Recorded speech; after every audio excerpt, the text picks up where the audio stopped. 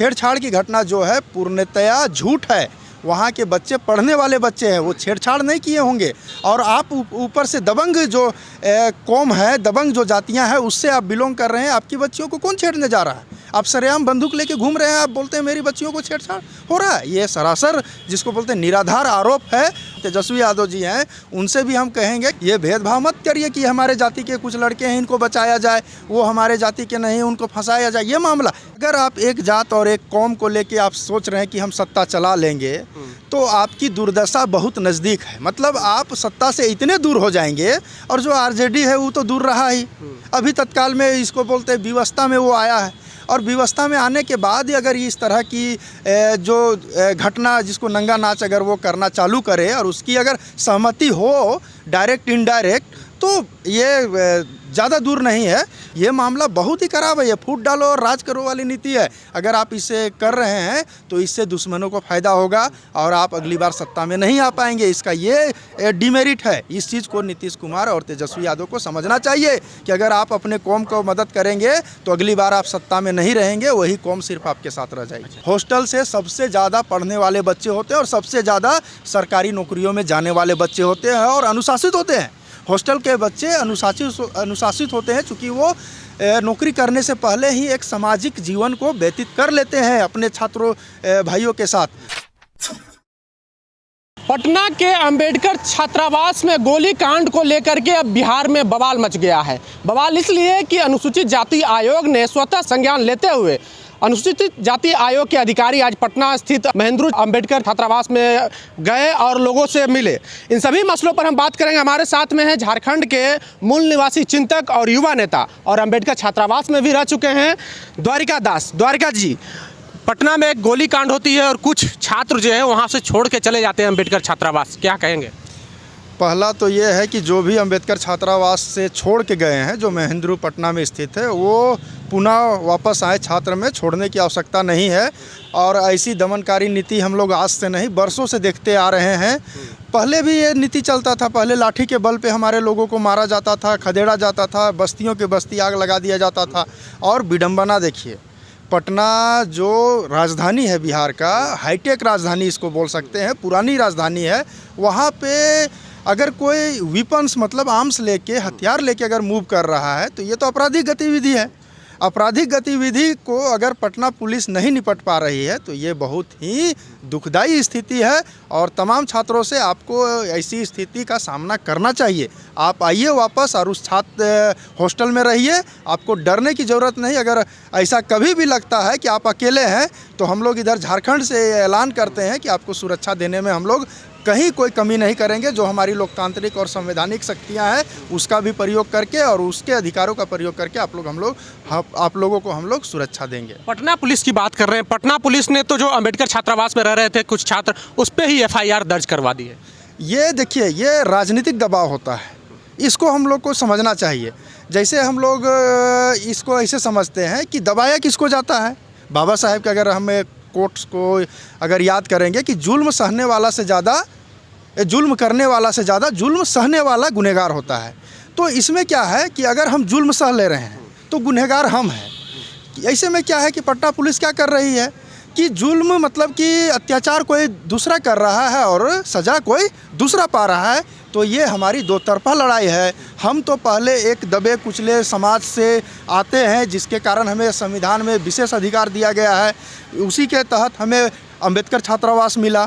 उसके बाद भी अगर हमारे पे शोषण हो रहा है और अगर पुलिस प्रोटेक्शन नहीं हमें मिल रहा है और पुलिस उल्टे हमारे छात्रों पे FIR कर रही है, तो इसकी मैं घोर निंदा करता हूं। और पटना पुलिस को झारखंड से एक संदेश देता हूं, लानत रूपी संदेश देना चाहता हूं कि आप न्याय करिए। जो दबे कुचले समाज हैं, जो मूल निवासी तबका है, उसको और आप दबाने का काम मत करिए। ये मैं उनको संदेश देना चाहता हूँ। पटना पुलिस ने FIR दर्ज किया, उसमें छेड़छाड़ का, लड़कियों से छेड़छाड़ का मामला दर्ज किया है। और कुछ लोग जो है सामाजिक बहुजन हिताय की बात करते हैं, बहुजनों की बात करते हैं। उनका तर्क है कि जो अंबेडकर छात्रावास में लड़के रह रहे हैं वो अय्यासी करते हैं, लड़कियों से छेड़छाड़ करते हैं। देखिए, वहाँ का वीडियो मैं जिस दिन से घटना हुआ है उस दिन से मैं हर दिन देख रहा हूँ। और वहाँ के लड़के ने अनाउंस किया मीडिया में आके कि अगर छेड़छाड़ की एक भी घटना अगर प्रूफ हो जाता है तो मैं गांधी मैदान में सरेआम मतलब खुलेआम फांसी मुझे लगा दिया जाए। इससे बड़ा क्या हो सकता है? छेड़खानी की अगर घटना हुई तो कौन किया? सारे बच्चे किए या कोई एक पार्टिकुलर अगर मान लेते हैं तो अगर पार्टिकुलर कोई व्यक्ति छेड़छाड़ किया तो उस पर आप गोली चला दीजिएगा, जाके सारे बच्चों पे गोली चला दीजिएगा। ऐसा नहीं होता है। देश में कानून है और छेड़छाड़ की घटना जो है पूर्णतया झूठ है। वहाँ के बच्चे पढ़ने वाले बच्चे हैं, वो छेड़छाड़ नहीं किए होंगे। और आप ऊपर से दबंग जो कौम है, दबंग जो जातियाँ हैं उससे आप बिलोंग कर रहे हैं। आपकी बच्चियों को कौन छेड़ने जा रहा है? आप सरेआम बंदूक लेके घूम रहे हैं, आप बोलते हैं मेरी बच्चियों को छेड़छाड़ हो रहा है। ये सरासर जिसको बोलते हैं निराधार आरोप है। और पटना पुलिस और वहाँ की जो राज्य सरकार है, इवन जो नीतीश कुमार है, तेजस्वी यादव जी हैं, उनसे भी हम कहेंगे कि आप लोग सामाजिक न्याय में आप लोग अग्रणी भूमिका में रहे हैं। देश में, बिहार के साथ देश में अग्रणी भूमिका में रहे हैं। आप सामाजिक न्याय की बात करिए और जो ST SC जो OBC है उनको साथ आप सामाजिक न्याय करिए। ये भेदभाव मत करिए कि हमारे जाति के कुछ लड़के हैं इनको बचाया जाए, वो हमारे जाति के नहीं उनको फंसाया जाए।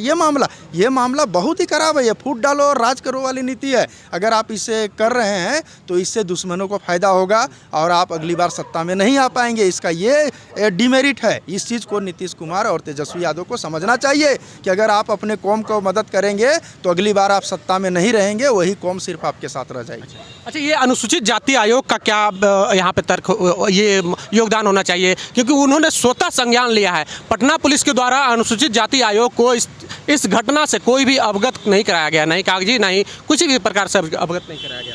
स्वतः संज्ञान लिए, इसके लिए तो उन्हें तहे दिल से धन्यवाद। और किसी ने अवगत नहीं कराया, इसके लिए भी 2 शब्द बोलेंगे। शायद अभी देश में जो है जितने भी सरकारी संस्थाएं हैं उन पे लोगों का विश्वास उठ गया है। और उठने का कारण आप समझ रहे हैं, कहीं भी इवन बिहार का बात नहीं करें, झारखंड का बात करें, महाराष्ट्र का, बंगाल का, अनुसूचित जाति आयोग 2014 के बाद मरा हुआ सा हो गया। ये हमने आंखों देखा। झारखंड की कुछ घटनाओं में हमने देखा कि उनको आप कितनों भी लेटर दीजिए उसके कान में जूं तक नहीं रेंगता था।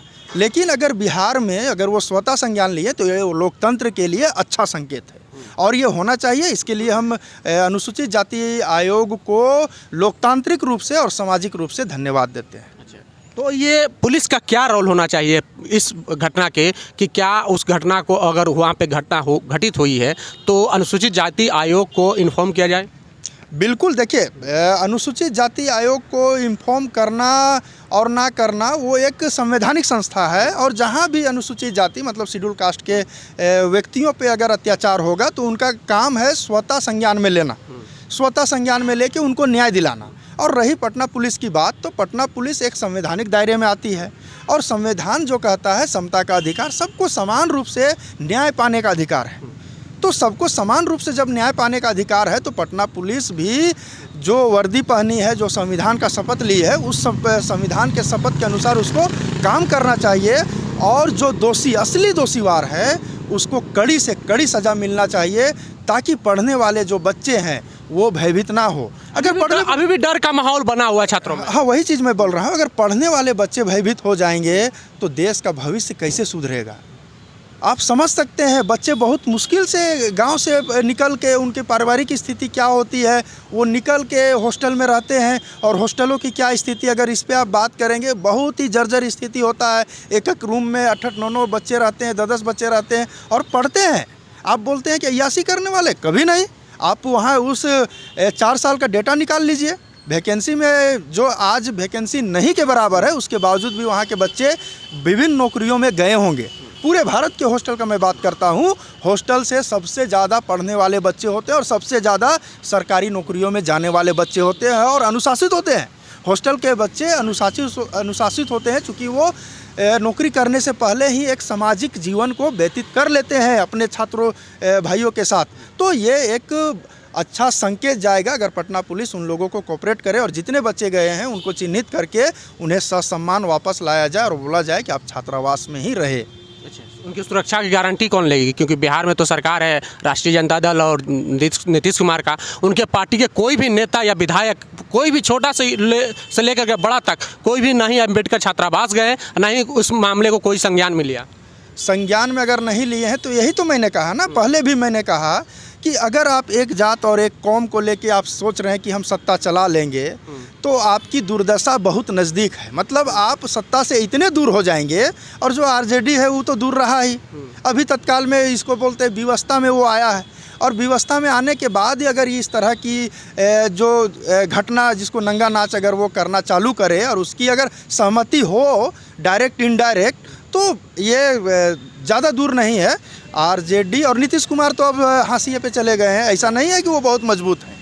सीएम की कुर्सी बहुत मायने नहीं रखती है, वो आता है चला जाता है। और आरजेडी और नीतीश कुमार जी को हम यही सलाह देना चाहते हैं कि आप सामाजिक न्याय से निकले हुए नेता हैं, उभरे हुए नेता हैं, आप इसको मत छोड़िए। अगर आप इसको छोड़िएगा तो बिहार आपसे दूर चला जाएगा, बिहार की जनता आपसे दूर चली जाएगी, और वहाँ ना चाहते हुए भी जो सांप्रदायिक ताकतें हैं वो फिर से हावी होगी, और आप लोग कभी भी दोबारा सत्ता में नहीं आ सकते। इसका ये खामी है। चलिए, बहुत बहुत धन्यवाद। तो ये हमारे साथ में द्वारका दास मूल निवासी चिंतक है, और इनका कहना है कि कोई भी तरह की दिक्कत हो, हम झारखंड के लोग, झारखंड के जो अनुसूचित जाति अनुसूचित जनजाति यानी कि मूल निवासी लोग जो हैं, हम आपका समर्थन करते हैं। कोई भी दिक्कत हो हम लोग को याद कीजिए।